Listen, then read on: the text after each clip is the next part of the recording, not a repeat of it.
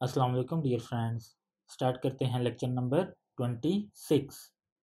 तो जो lecture number 26 है वो है अबाउट प्रोसेस ऑफ नेचर पे, जिसमें आज हम डिस्कस करेंगे rotation and revolution of earth को।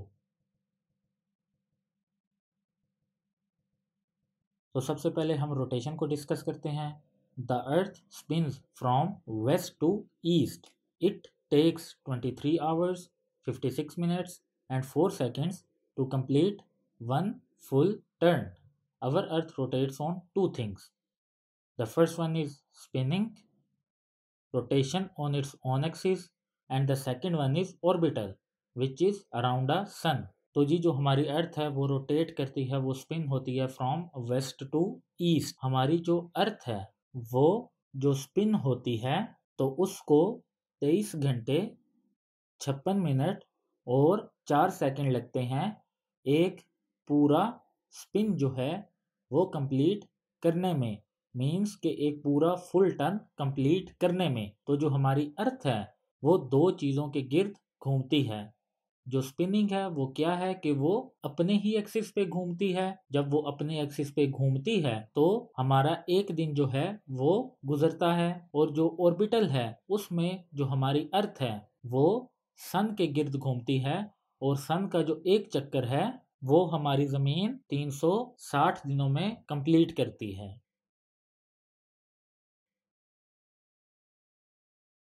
अच्छा जी, अभी आप ये वीडियोस देखें तो आपको पता चलेगा कि स्पिन किस तरह होती है और जो अर्थ की ऑर्बिटल रोटेशन है वो किस तरह होती है।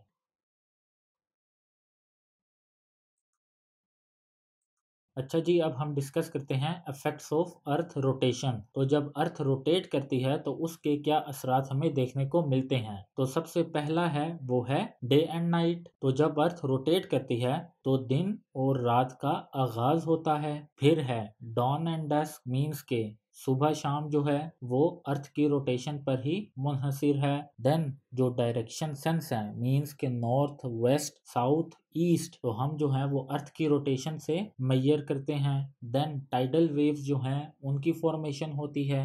तो जो टाइडल वेव्स हैं वो दो किस्म के होते हैं, एक हाई टाइड होता है और एक लो टाइड होता है। तो हाई टाइड कब होता है? जब जो मून और सन होते हैं वो एक ही प्लेस में या एक ही लाइन में आ जाते हैं, जिसकी वजह से वो अर्थ को दोनों अपनी तरफ खींचते हैं। वैसे तो ये होता है ना कि सन जो है वो अपनी लाइन में होता है और जो मून है वो किसी दूसरी डायरेक्शन में होता है, तो दोनों जो हैं वो अर्थ को अपनी तरफ खींचते हैं। बट जब सन और मून दोनों एक ही लाइन में आ जाते हैं तो दोनों मिलकर, तो दोनों की जो ग्रेविटी है वो मिलकर अर्थ को खींचती है।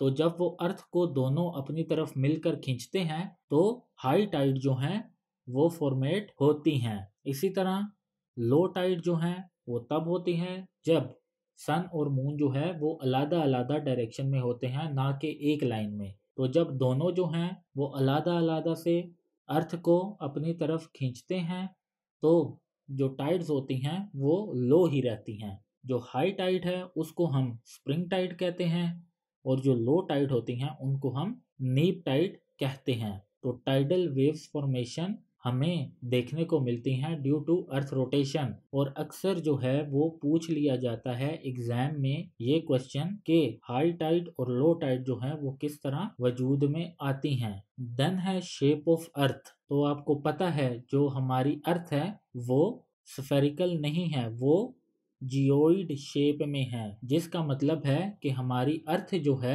उसमें किसी जगह एलिवेशन है, किसी जगह डेप्रिसिएशन है। बट चूंकि जो हमारी अर्थ है वो हर टाइम अपने एक्सिस में घूम रही होती है तो हमें उसकी जो शेप है वो राउंड ही नजर आती है। देन उसके बाद है कोरियोलिस इफेक्ट। तो कोरियोलिस इफेक्ट जो है वो मूवमेंट होती है अर्थ पे जो विंड्स होती हैं उनकी। तो इनको हम अपने दूसरे लेक्चर्स में डिटेल से डिस्कस करेंगे जिसमें हम विंड्स फॉर्मेशन को पढ़ेंगे।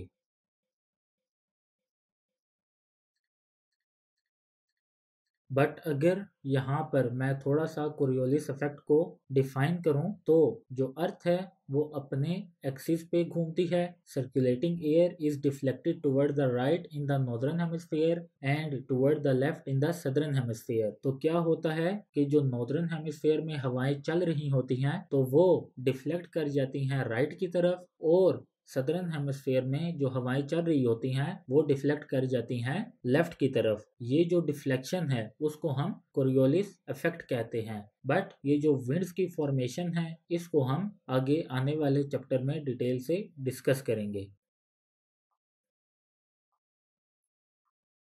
देन बात आती है जी रेवोल्यूशन की। Earth revolves around the sun in nearly circular orbit. Earth's revolution around the sun takes 365 days, 5 hours, 48 minutes and 46 seconds. तो अर्थ जो है वो सूरज के गिर्द गोल चक्कर में घूमती है और वो 365 डेज, 5 घंटे 48 मिनट और 46 सेकंड में सन का एक चक्कर जो है वो कंप्लीट करती है। ये जो अर्थ की रेवोल्यूशन है अक्सर एमसीक्यूज में पूछ ली जाती है।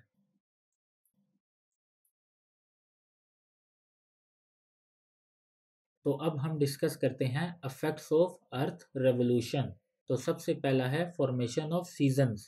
Seasons occur because earth is tilted at 23.5 degrees. तो आपको पता है कि अर्थ जो है वो 23.5 डिग्री जो है वो टिल्ट हुई हुई है, वो बिल्कुल 90 डिग्री के एंगल पे नहीं खड़ी हुई, वो जो है वो 23.5 डिग्री जो है वो टिल्ट हुई हुई है, जिसकी वजह से हमें जो है सीजन्स बदलते हुए नजर आते हैं। क्योंकि जब वो टिल्ट हुई होती है वो फिर अपने एक्सिस पे भी रोटेट कर रही होती है और वो सूरज के गिर्द भी रोटेट कर रही होती है। तो किसी जगह पर सर्दी होगी, किसी जगह पर गर्मी होगी, क्योंकि एक वक्त आएगा जब अर्थ का जो फेस है वो बिल्कुल सूरज की तरफ ही होगा। अगर हम एग्जाम्पल लें पाकिस्तान की तो हम देखते हैं कि गर्मियों में जो पाकिस्तान है अर्थ पे उसका मोस्टली जो फेस होता है वो सूरज की तरफ ही रहता है और ज़्यादा दिन जो है वो सूरज की तरफ ही रहता है जून जुलाई अगस्त में। तो जिसकी वजह से हमें ज़्यादा गर्मी जो है वो महसूस होती है और जो दिन है वो लंबे होते हैं।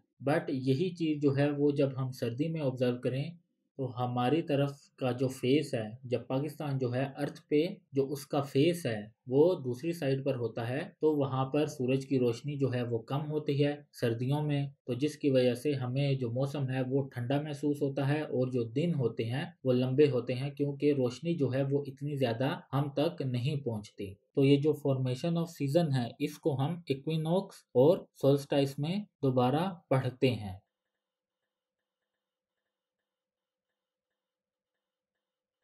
सोल्स्टाइस क्या होता है? Solstice June 21st and 22nd, December 21st and December 22nd जो है वो सोल्स्टाइस के दिन है।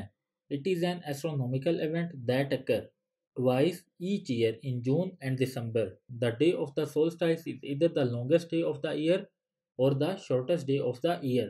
तो जून का जो सोल्स्टाइस है जो 21st और 22nd है उसमें जो डेज होते हैं वो नाइट से बड़े होते हैं। बट जो दिसंबर सोल्स्टाइस है जो कि 21st और 22nd है उसमें जो नाइट होती है वो डेज से लंबी होती है। इस वजह से जो सोल्स्टाइस है इसको हम कहते हैं unequal length of days and night, और ये दो टाइप की होती है।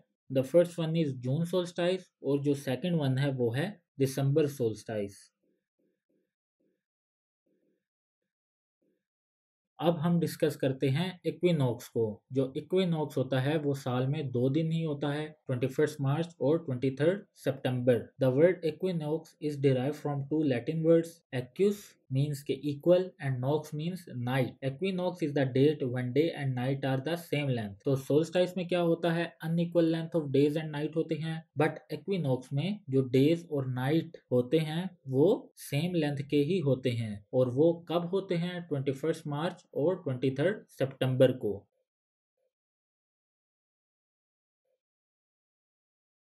अच्छा जी, अभी आपके सामने एक इमेज है और उस इमेज में आपको नज़र आ रहा होगा कि अर्थ जो है वो रिवॉल्व कर रही है सन के, और जो हमारी अर्थ है वो टिल्टेड है 23.5 डिग्री। तो जब वो टिल्टेड है, अभी आप देख सकते हैं कि उसने सन को फेस किया हुआ है, तो जो अर्थ का फेस है जिसने सन को फेस किया हुआ है तो वहां पर ज्यादा गर्मी है, और जो अर्थ की बैक साइड है वहां पर सन की इतनी रोशनी जो है वो नहीं पहुंच रही, तो वहां पर मीन्स के जो मौसम है वो सर्द मौसम है। इसी तरह आप इसमें मार्च एक्विनॉक्स और सितंबर एक्विनॉक्स को भी देख सकते हैं, और आप जो है वो दिसंबर सोल्स्टाइस और जून सोल्स्टाइस को भी देख सकते हैं।